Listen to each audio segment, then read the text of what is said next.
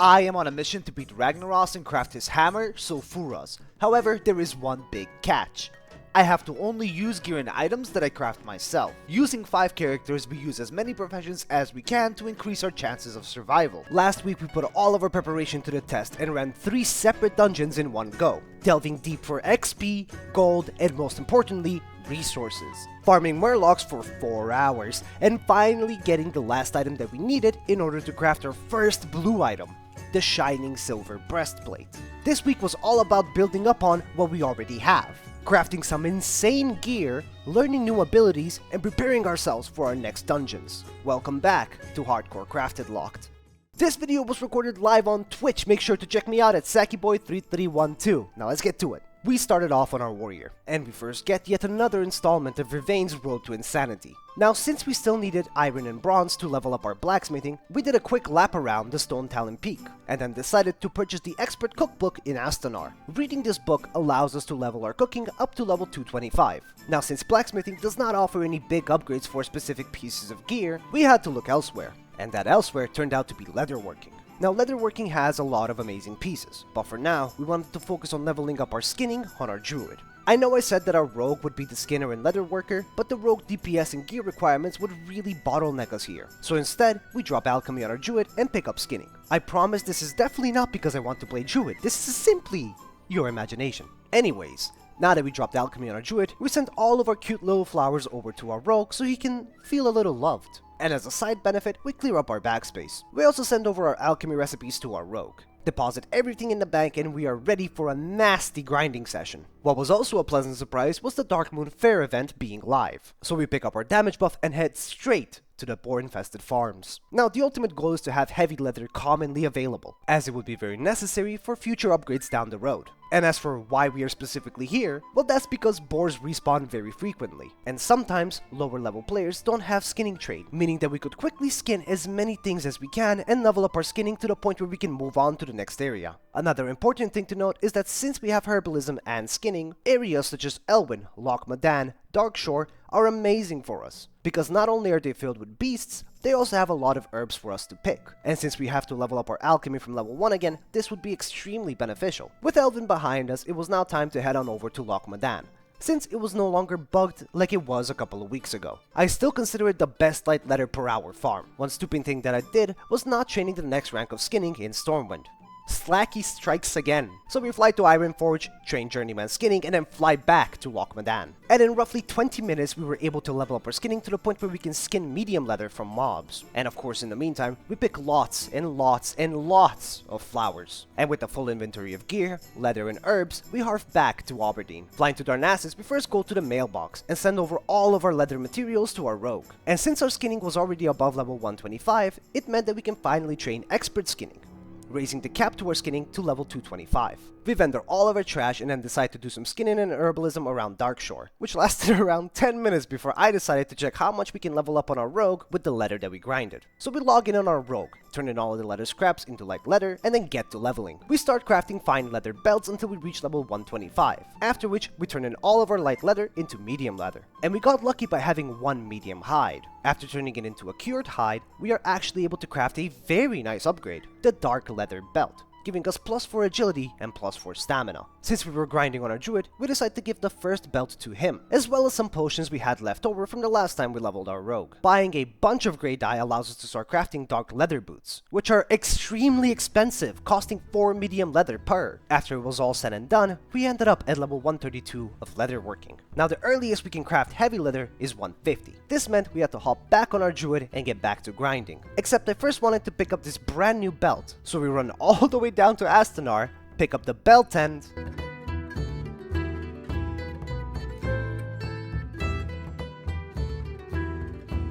yeah, we will never see it again, pretty much. Since we always play in cat form, gear is often not visible. Going back to Darkshore, we keep grinding mobs. We grind higher level mobs for the better chance of getting medium leather. While we were grinding, we ended up reaching level 22. And after 20 or so minutes of grinding in Darkshore, we ended up with 5 medium leather and 45 light leather. I thought maybe we could try a different spot to farm medium leather. But first, we teleport to Moonglade, train our abilities after chat lost their mind trying to guide me to the trainer.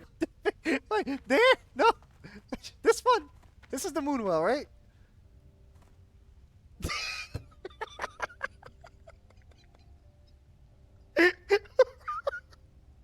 Right ahead. Okay. It's fine. It's fine. And fly back to Darnassus? I have no clue why I clicked that, but we fly to Darkshore and grab the boat to Menethil Harbor. Here, we try to farm the raptors for medium leathers as well. After a couple of minutes, I decide that we are way too underleveled and squishy for this area for now. So instead, we give Lakeshire a try, waste our time a little bit, and finally find ourselves back at Loch Madan, where this happens. No way. No way. No way. That was, not fun. But anyways, we run back to Telsamar and send over the rest of the leather that we had on our Druid over to our Rogue. Picking up all the materials, we go back to our trainer and start turning the light leather to medium. And we also craft some cured light hide. We end up crafting 3 dark leather cloaks and 1 pair of dark leather pants. The dark leather cloaks give us +2 stamina and some armor. And the dark leather pants are amazing for our Druid because they give +5 agility, making cat form even more powerful. We also were high enough level to train the toughened leather gloves, so after training that, we called it a day. The next day, we wanted to level up our warrior. Since we had to be level 30 and level 32 to equip 2 really big items, out of them, one is actually massive, but you will have to wait a bit to find out. This is actually when I got sick, and at the time of writing this script, I am still sick. Even the voice recording, hi, yes, this is Saki, I am still sick. What would make me feel better is if you liked and subscribed. We are so close to 10,000 subscribers. 1 like and sub equals 1 Saki gets well soon.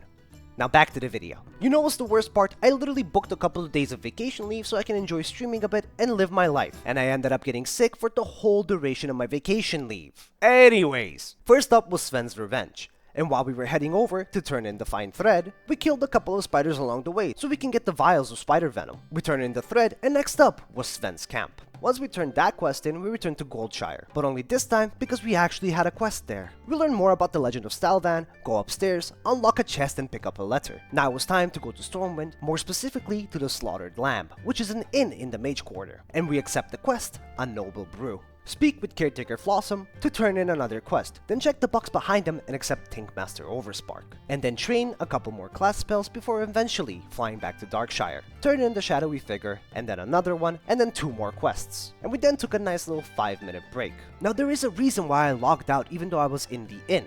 And that's because Stitches can literally walk inside the inn and make your day miserable. That is actually how our guilty area actually very recently died on their tune. Anyways, we log back in, leave the inn, and then go to the nearby recently raised from the dead cemetery and slay skeletal horrors and fiends, while also grabbing their rot blossoms and getting the old history book. Putting them all back in the graves has us turn in the Shadowy Figure quest again, and we return to Sven, harv him back to Darkshire, and finally back to Stormwind, accepting a couple of quests and turning in the old history book and using the tram to go to Ironforge to turn in Tinkmaster Overspark.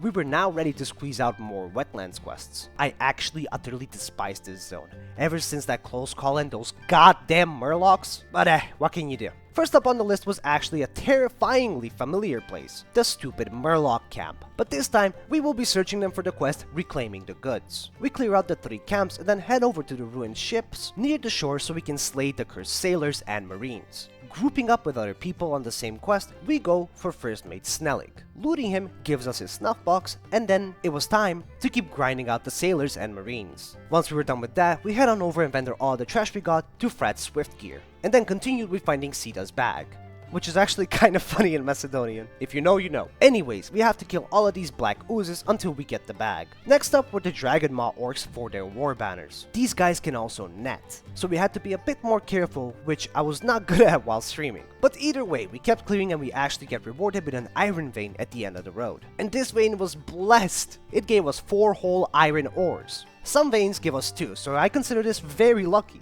Jumping down to Welgar's excavation site, we turn in and accept more quests. This is where we had to get all of the screechers and raptors, where this happened.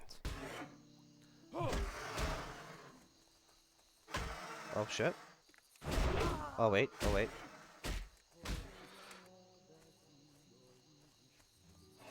This is bad. Health warning. This is really bad. Back up. Health warning. How the fuck? No? I literally don't learn my lesson. I don't know if it was because of me being sick or just genuinely that stupid, but I just didn't even switch to the defensive stance, let alone use Intimidating Shout. And I pissed off Vervain who was watching the stream, to the point where I actually bound defensive stance. and I'm happy to say that I'm using it more often ever since I bounded it. Anyways, we finally clear up the rest of the raptors, and now we had to fight the moss hides for their crude flints, and I apparently went up against the fastest runner in the lands. What the f? Look at what the f? Hey yo! Why am I fighting Usain Bolt, by the way? After that, we kept killing the gnolls and got all of the flints, so we went back to speak with Mosshide Daddy, turned in the Fire Taboo quest, and then we went to pick up the Musquash root. While stopping to farm some tin, of course. Harping back to Deepwater Tavern, we turned in the Absent-Minded Prospector, the Cursed Crew. Digging through ooze has us reach level 30, which is really important. We turn in the War Banners, in search of the excavation team, and lastly, we turn in Return to Statuette. Now that we were level 30, it was time to go back to Stormwind. Why did I go to Ironforge? Anyways, back at Stormwind, we respec again, only this time it cost me 5 gold, which I honestly happily paid because we now get access to Sweeping Strikes. And you might wonder, why am I in a group? Well, that's because I wanted to get that last goddamn bandana. And in the meantime, we wanted to help out Roush and Vervain complete some of their quests in the stockades. We also had Rankalok join us, but apparently he was locked out, so it was just the 3 of us. Which means it was time to 3-man the stockades. And just look at Vervain's gear. She was juiced off the wazoo, and then she put on her dress. And here comes Roush with his druid, and his gear was disgusting, terrible, no sense of fashion. Don't you dare look at my bald head, that is genetics, blame Asmongold. Bro even has the sandals, like goddamn! And so with the fashion show being over and done with, it was now time for the over-leveled 3-man stockades run. I got my bandana off rip, and the dungeon was pretty uneventful. I mean, 99% of the dungeon is clearing trash, apart from like 3 bosses you need to kill for the quest. But then this happened. That's actually so bait. What the Sadly, for YouTube, I have to leave this clip muted, because in the back you can hear copyrighted music, and I dare not go against my YouTube overlords or they will come for my kneecaps. But I will leave a link to the clip in the description if you want to hear my live reaction. I think it's safe to say after this, I was a little shaken up. Thank you so much, Ibale, you are absolutely amazing, man. Clearing the rest of the dungeon had my brain a little foggy, and I was honestly half paying attention to what was going on. So when Roush pulled Basil to the hallway, and I forgot we didn't clear the last 2 rooms, I straight up charged at him, and I got insta-feared. I didn't even demo shout, man, I was so lost. But thankfully, Vervain and Roush are some of the biggest chads in our guild, so even with my blunder, we still came out on top. After that, I had to calm down a bit, so we turned in the quests, vendor some trash, and fly straight to Booty Bay so we can get some nice and relaxing fishing going. But then I realized that this is wasted potential and that I should be fishing in Westfall for the higher chance of getting the 1 ring. But also, it was not wasted potential because we got a sturdy locked chest. And our rogue does actually have the necessary lockpicking skill to open it. Flying to Westfall, we had to do the fishing at the original medic fishing spot. So we head down there and we get joined by Minxie. This is the kind of stream sniping I like. Fishing companion type of stream sniping. We fish a bit in Westfall, don't end up getting the ring, and harp back to the Deepwater Tavern, where we lay down and rest, not getting much sleep, but at least resting our bones. The following day, we wake up from our little slumber and hit the ground running. And while waiting for the boat, we craft a couple of bandages. Arriving in Darkshire, we fly over to Stone Talon and accept the Charred Whale. We first do our usual loop around Stone Talon Peaks for some extra ores, and then head down to the actual quest area. And we even find a rare on our way there, the Pridewing Patriarch. Killing him gives us a +5 Agi cloak, which of course we can't wear, but I found it really interesting. Could you imagine this on a hunter early on? It requires you to be level 20, so this is like actual twink gear territory. At the Charred Veil, we had to get the crystallite scales from the basilisks, and then go around slaying Blood Fury harpies, ambushers, slayers, and rogue feathers. After a painfully long grind, we start heading down to Decilis. Not to quest, no, we are way too low of a level for that, but instead to grab the flight path. Flying back to the peaks, we turn in reclaiming the Charred Veil, and we then harp back to Menethil, and fly back to Ironforge. Because in order to craft our next upgrades, we would need to level up our blacksmithing. Then we can finally craft one of our first upgrades, the Green Iron Leggings. These bad boys come equipped with +8 strength and +8 stamina. But we don't put them on just yet. We instead hop over on our Druid to farm some more leather and herbs. After roughly 40 minutes, we send everything back to our rogue. Using all of the materials, we craft a dark leather belt, dark leather pants, and dark leather cloak. For our warrior, we send the cloak and the belt. Picking it all up, we equip it.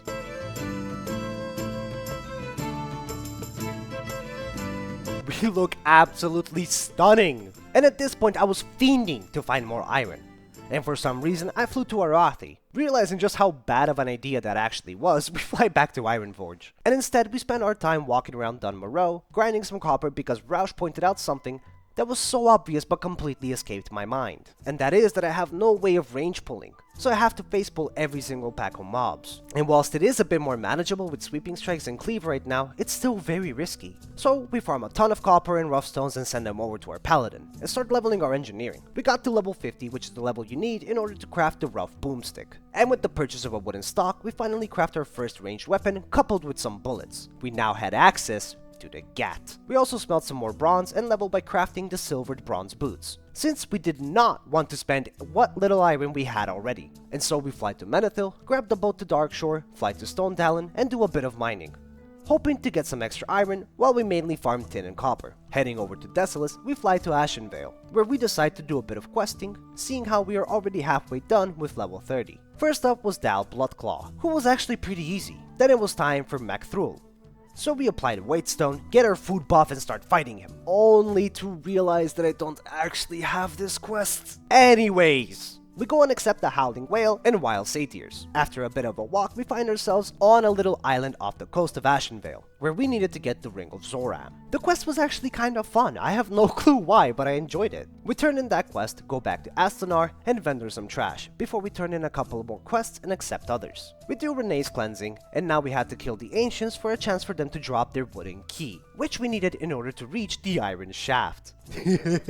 I'm an adult, by the way, married, like, yeah. Anyways, we get the key and the shaft. So we then go and view the tome, which is surrounded by wargs. We finally take a peek at that tome, and then try to farm a little bit of iron on our way. I end up getting sidetracked and literally hard focus on getting iron, but that's fine. Anyways, it was now time to clear up the Satyrs, and Medic was actually supposed to come and join me. But since he was so far away and there was someone else already here, I decided to just quickly do this quest with them. Slaying Giltharis gives us a little branch. We turn in Kane at Stillwind, and then head on down to Ashara. Again, not to quest, just to grab a flight path. But also I love the name Ashara. It sounds so cool and it's really fun to say. Give it a try, you won't regret it. Grabbing the flight path, we fly back to Ashenvale. Now for this stream, there was a special reward for the people watching. They were able to participate in a giveaway so they could become the designers of the Guild Tabard. There could be a maximum of 2 winners, so one now and one the next day. And the winner of the first raffle was Midnight Kitties, who ended up giving their designer win to Leve. With the raffle done, we turn in the Howling Vale and the Branch of Cerneris. 1 bar of XP away from leveling up. Turning in Renee's cleansing has us literally a pixel of XP away from a level up.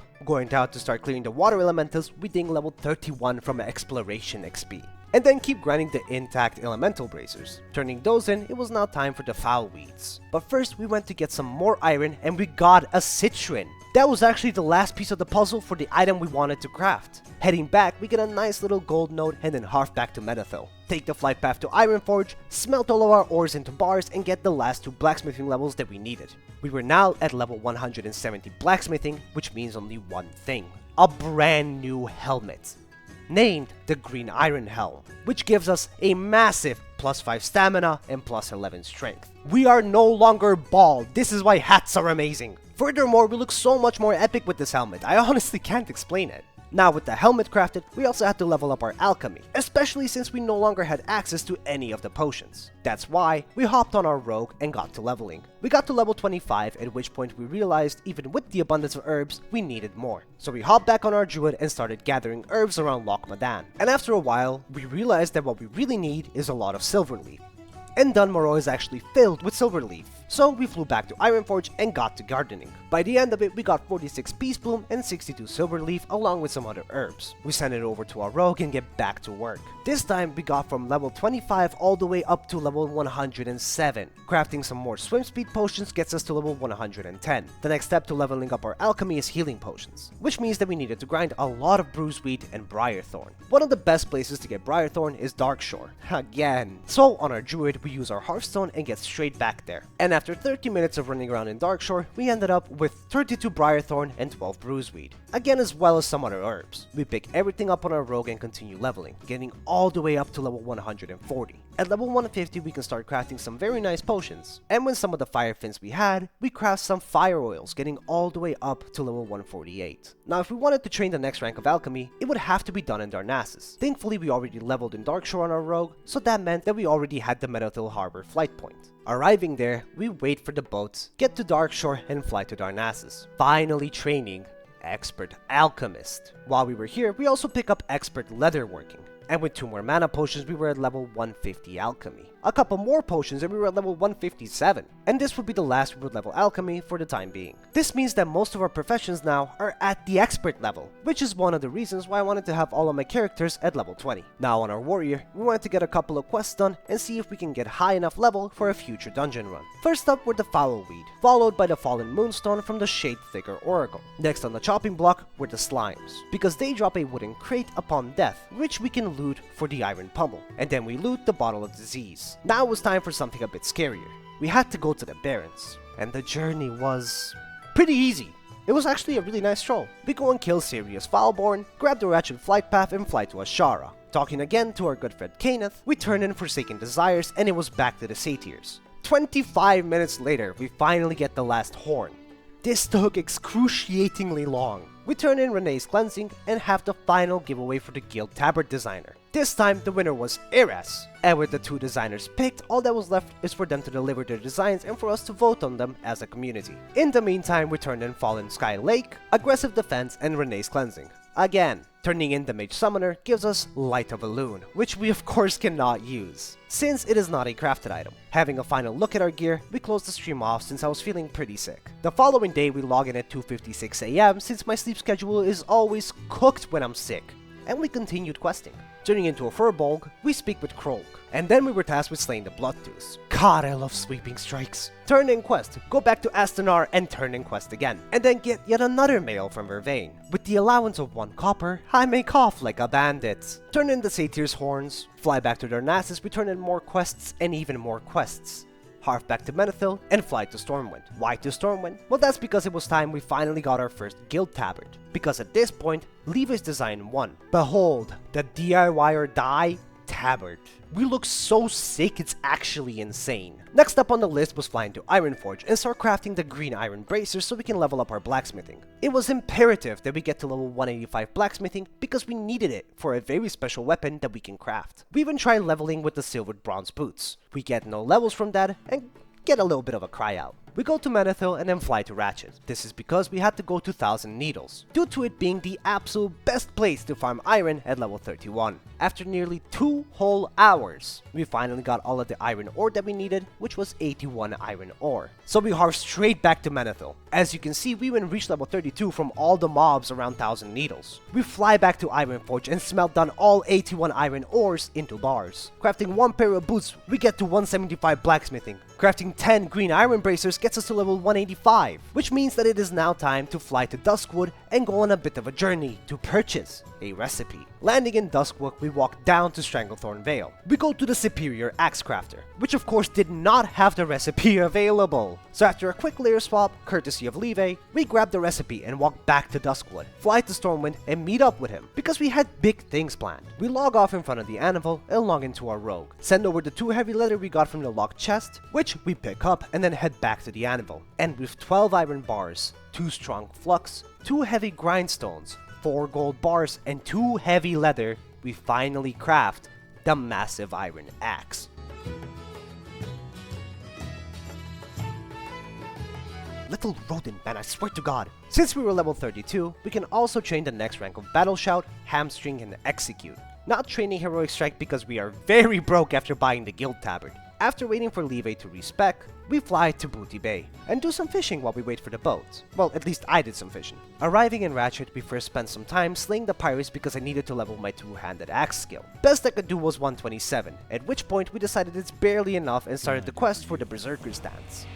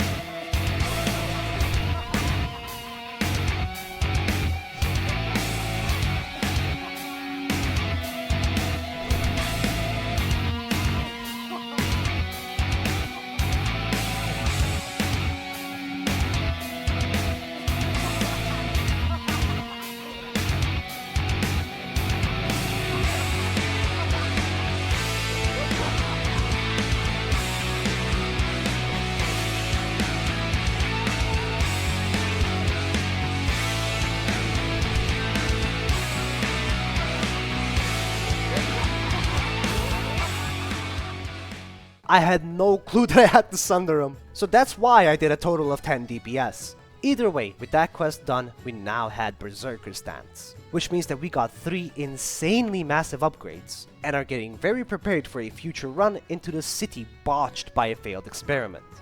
Numeric, thank you all for watching, I love you all, and I will see you next Saturday.